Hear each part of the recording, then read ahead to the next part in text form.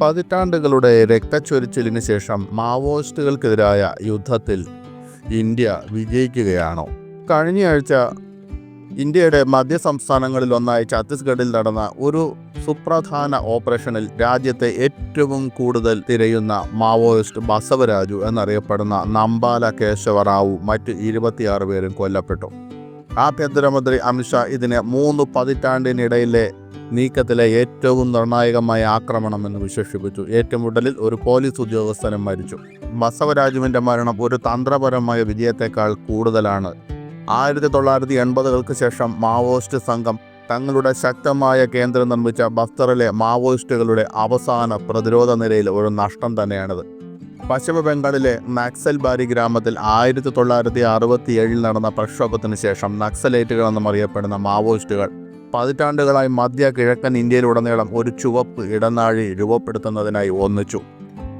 കിഴക്ക് ജാർഖണ്ഡ് മുതൽ പടിഞ്ഞാറ് മഹാരാഷ്ട്ര വരെ വ്യാപിച്ചു കിടക്കുന്നതും രാജ്യത്തിൻ്റെ 1/3 ജില്ലകളിൽ വ്യാപിച്ചു കിടന്നതുമായ ഒരു ചുവപ്പ് ഇടനാഴി. മുൻ പ്രധാനമന്ത്രി മൻമോഹൻ സിംഗ് ഇതിനെ ഇന്ത്യയുടെ ഏറ്റവും വലിയ ആഭ്യന്തര സുരക്ഷാ ഭീഷണി എന്ന് വിശേഷിപ്പിച്ചിരുന്നു. ദക്ഷിണേന്ത്യൻ ടെററിസം പോർട്ടൽ പ്രകാരം 2000 മുതൽ കമ്മ്യൂണിസ്റ്റ് ഭരണത്തിനായുള്ള സായുധ പോരാട്ടത്തിൽ ഏകദേശം 12,000 പേരുടെ ജീവൻ അപഹരിക്കപ്പെട്ടു.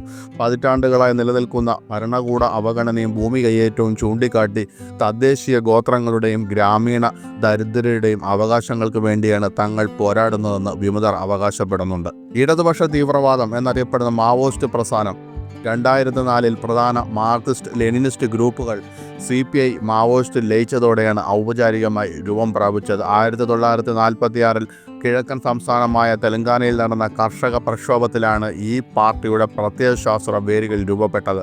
2026 മാർച്ചോടെ മാവോയിസം അവസാനിപ്പിക്കുമെന്ന് പ്രധാനമന്ത്രി നരേന്ദ്രമോദിയുടെ സർക്കാർ പ്രതിജ്ഞയെടുത്തതോടെ പോരാട്ടം ഒരു വഴിത്തിരിവിലാണ്. ഇത് യഥാർത്ഥത്തിൽ അവസാനിക്കുമോ അതോ അതിൻ്റെ നീണ്ട രക്തരൂക്ഷിതമായ വഴിയിലെ മറ്റൊരു ഇടവേള മാത്രമാണോ? ഒരു ശാന്തതയുണ്ടാകും. എന്നാൽ 70കളിൽ നക്സലൈറ്റുകളുടെ ഉന്നത നേതൃത്വം കൊല്ലപ്പെട്ടപ്പോൾ മാർക്സിസ്റ്റ് ലെനിനിസ്റ്റ് പ്രസ്ഥാനങ്ങൾ അത്തരം വെല്ലുവിളികളെ മറികടന്നിരുന്നു. എന്നിട്ടും നമ്മൾ നക്സലിസത്തെക്കുറിച്ച് പിന്നെയും സംസാരിച്ചു. മാവോയിസ്റ്റ് പ്രസ്ഥാനം ഒരു പ്രത്യയശാസ്ത്രപരമായ പോരാട്ടമായിരുന്നു. എന്നാൽ ആ പ്രത്യയശാസ്ത്രത്തിന് പ്രചാരം നഷ്ടപ്പെട്ടു. പ്രത്യേകിച്ച് യുവതലമുറയിൽ വിദ്യാസമ്പന്നരായ യുവാക്കൾക്ക് ഇപ്പോൾ അതിൽ താല്പര്യമില്ല. മാവോയിസ്റ്റ് ആക്രമണങ്ങളിൽ 48% കുറവുണ്ടായതായും 2013 1136 ആയിരുന്നത് 2023 594 ബന്ധപ്പെട്ട മരണങ്ങളിൽ 65% കുറവുണ്ടായതായും ഫെഡറൽ ആഭ്യന്തര മന്ത്രാലയത്തിൻ്റെ ഏറ്റവും പുതിയ റിപ്പോർട്ട് സൂചിപ്പിക്കുന്നു. എന്നിരുന്നാലും 2022 അപേക്ഷിച്ച് 2023 സുരക്ഷാ സേനയുടെ മരണങ്ങളിൽ നേരിയ വർധനവുണ്ടായി. കാരണം മാവോയിസ്റ്റ് മേഖലകളിലെ പ്രവർത്തനങ്ങൾ തീവ്രമാക്കിയതായിരുന്നു അതിന് കാരണം. 2023 ഏറ്റവും കൂടുതൽ മാവോയിസം ബാധിക്കപ്പെട്ട സംസ്ഥാനം ഛത്തീസ്ഗഡ് ആണെന്നും ഇടതുപക്ഷ തീവ്രവാദ ആക്രമണ സംഭവങ്ങളിൽ 63%, അനുബന്ധ മരണങ്ങളിൽ 66% ഉണ്ടായത് അവിടെയായിരുന്നുവെന്നും റിപ്പോർട്ട് പറയുന്നു. ജാർഖണ്ഡാണ് തൊട്ടു പിന്നിൽ. അക്രമങ്ങളിൽ 27%, മരണങ്ങളിൽ 23% അവിടെ നിന്നായിരുന്നു. ബാക്കിയുള്ള സംഭവങ്ങൾ മഹാരാഷ്ട്ര, ഒഡീഷ, മധ്യപ്രദേശ്, ബീഹാർ എന്നിവിടങ്ങളിൽ നിന്നാണ് റിപ്പോർട്ട് ചെയ്തത്. മാവോയിസത്തിൻ്റെ ശക്തി കേന്ദ്രമായ ഛത്തീസ്ഗഡിലെ തകർച്ച മാവോയിസത്തിൻ്റെ വ്യാപകമായ തകർച്ചയുടെ പ്രധാന സൂചനകൾ നൽകുന്നു. ഒരു ദശാബ്ദം മുമ്പ് സംസ്ഥാനത്തെ പോലീസിനെ ദുർബലമായി കണക്കാക്കിയിരുന്നുവെന്ന് അവിടുത്തെ ഉദ്യോഗസ്ഥർ പറയുന്നു. ഇന്ന് കേന്ദ്ര അർദ്ധസൈനിക വിഭാഗങ്ങളുടെ പിന്തുണയോടെ സംസ്ഥാന നേതൃത്വത്തിലുള്ള കൃത്യമായ ആക്രമണങ്ങൾ കളി മാറ്റിമറിച്ചു. അർദ്ധസൈനികർ അവരെ നിലംപരിശാക്കുമ്പോൾ സംസ്ഥാന സേന രഹസ്യാന്വേഷണ വിവരങ്ങൾ ശേഖരിക്കുകയും ലക്ഷ്യമിട്ടുള്ള പ്രവർത്തനങ്ങൾ ആരംഭിക്കുകയും ചെയ്തു. വ്യക്തമായ പങ്ക് നിർണ്ണയവും ഏകോപനവുമായിരുന്നു അത്, അവർ പറയുന്നു. മൊബൈൽ ഫോണുകൾ, സോഷ്യൽ മീഡിയ, റോഡുകൾ, കണക്ടിവിറ്റി എന്നിവയിലേക്കുള്ള ആക്സസ് ആളുകളെ കൂടുതൽ ബോധവാന്മാരാക്കി മാറ്റിയിട്ടുണ്ടെന്നും സായുധമായ ഒരു ഒളിത്താവള പ്രസ്ഥാനത്തെ പിന്തുണയ്ക്കാനുള്ള പ്രവണത ജനങ്ങളിൽ കുറച്ചിട്ടുണ്ടെന്നും അവിടുത്തെ ഉദ്യോഗസ്ഥർ പറയുന്നു. ആളുകൾ ജീവിതത്തോട് അഭിലാഷമുള്ളവരായി മാറിയിരിക്കുന്നു. മൊബൈൽ ഫോണുകളും സോഷ്യൽ മീഡിയയും വ്യാപകമായിരിക്കുന്നു. ആളുകൾ പുറം ലോകവുമായി സമ്പർക്കം പുലർത്തുന്നു. പുതിയ സാമൂഹിക യാഥാർത്ഥ്യങ്ങളുമായി പൊരുത്തപ്പെടാതെ മാവോയിസ്റ്റുകൾക്ക് വിദൂരമായ കാടുകളിൽ ഒളിച്ചു പ്രവർത്തിക്കാൻ കഴിയില്ല. ബഹുജന പിന്തുണയില്ലാതെ ഒരു കലാപത്തിന് നിലനിൽക്കാനാവില്ലെന്നും അവർ പറയുന്നു. പേര് വെളിപ്പെടുത്താൻ ആഗ്രഹിക്കാത്ത ഒരു മുൻ മാവോയിസ്റ്റ് അനുഭാവി പ്രസ്ഥാനത്തിൻ്റെ തകർച്ചയ്ക്ക് പിന്നിലെ ആഴമേറിയ ഒരു പോരായ്മ ഇങ്ങനെ ചൂണ്ടിക്കാട്ടുന്നു. അവർ ഒരു മാറ്റം കൊണ്ടുവന്നു. തെലങ്കാനയിൽ സാമൂഹ്യ നീതി ഛത്തീസ്ഗഡിലെ ഗോത്രക്കാരെ ഒരുമിപ്പിച്ചു. പക്ഷേ അതിന് യോജിച്ച ഒരു രാഷ്ട്രീയ ശക്തിയാക്കി മാറ്റുന്നതിൽ അവർ പരാജയപ്പെട്ടു. പരാജയത്തിൻ്റെ കാതൽ കാലഹരണപ്പെട്ട ഒരു വിപ്ലവ ദർശനമായിരുന്നുവെന്ന് അദ്ദേഹവും പറയുന്നു. സംസ്ഥാനങ്ങൾ പിന്നിൽ നിൽക്കുന്നതുവരെ മാത്രമേ ഈ പോക്കറ്റുകൾ പ്രവർത്തിക്കൂ. പിന്നീട് സംസ്ഥാനങ്ങൾ ഉന്നതിയിലേക്ക് എത്തിക്കഴിഞ്ഞാൽ ജനങ്ങൾക്ക് ജോലിയും കൂലിയും ലഭിക്കുന്ന ഒരു കാലഘട്ടത്തിൽ ജനങ്ങളുടെ ജീവിത രീതികൾ മാറുമ്പോൾ ഈ മാവോയിസ്റ്റ് പ്രസ്ഥാനങ്ങളിൽ ജനങ്ങൾക്ക് താല്പര്യം കുറയുകയും അങ്ങനെ ആ മേഖലകൾ തകരുകയും ചെയ്യുന്നു. ഇന്ത്യയിൽ ഏതെങ്കിലും ഒറ്റപ്പെട്ട ഒരു സ്ഥലത്ത് നിന്ന് എക്കാലവും ഒരു സായുധ വിപ്ലവം നടത്താൻ സാധിക്കില്ലെന്ന് അദ്ദേഹം പറയുന്നു. CPI മാവോയിസ്റ്റ് 2007 ഒരു രാഷ്ട്രീയ രേഖ മാവോ യുഗ തന്ത്രത്തിൽ മുറുകെ പിടിക്കുന്നു. ഒരു വിമോചിത മേഖല സൃഷ്ടിക്കുകയും നഗരങ്ങളെ ഗ്രാമപ്രദേശങ്ങളിൽ നിന്ന് വളയുകയും ചെയ്യുക. എന്നാൽ മാവോയിസ്റ്റ് അനുഭാവി തുറന്നടിച്ചു, അതിനി പ്രായോഗികമല്ല. കിഴക്കൻ മഹാരാഷ്ട്ര, തെക്കൻ ഛത്തീസ്ഗഡ്, ഒഡീഷ, ജാർഖണ്ഡ് എന്നിവിടങ്ങളിലെ ചില ഭാഗങ്ങളിൽ ഒറ്റപ്പെട്ട ചില പോക്കറ്റുകൾക്ക് മാവോയിസത്തിന് ഇപ്പോഴും ജനകീയ പിന്തുണയുണ്ട്. പക്ഷേ ശക്തമായ സൈനിക അടിത്തറയില്ല. സംസ്ഥാന സേനയുടെ തുടർച്ചയായ പ്രവർത്തനങ്ങൾ തെക്കൻ ഛത്തീസ്ഗഡിലെ അവരുടെ ശക്തി കേന്ദ്രങ്ങളിൽ മാവോയിസ്റ്റ് സൈനിക അടിസ്ഥാന സൗകര്യങ്ങളെ ഗണ്യമായി ദുർബലപ്പെടുത്തിയിട്ടുണ്ട്. സ്വയം പ്രതിരോധിക്കാൻ വിമതർക്ക് വർദ്ധിച്ചു വരുന്ന കഴിവില്ലായ്മയെ പ്രതിഫലിപ്പിക്കുന്ന രീതിയിൽ കേഡർമാരും നേതാക്കളും ഇപ്പോൾ പതിവായി കൊല്ലപ്പെടുന്നു. അവർ ഇപ്പോൾ ഒരു ചർച്ചയ്ക്ക് പോകുന്നതും ഒരുപക്ഷെ നിരുപാധികമായി കീഴടങ്ങുന്നതും അതിനെ സർക്കാർ അനുഭാവത്തോടെ പരിഗണിക്കുന്നതുമൊക്കെ ഒരുപക്ഷെ ബുദ്ധിപരമായിരിക്കാം.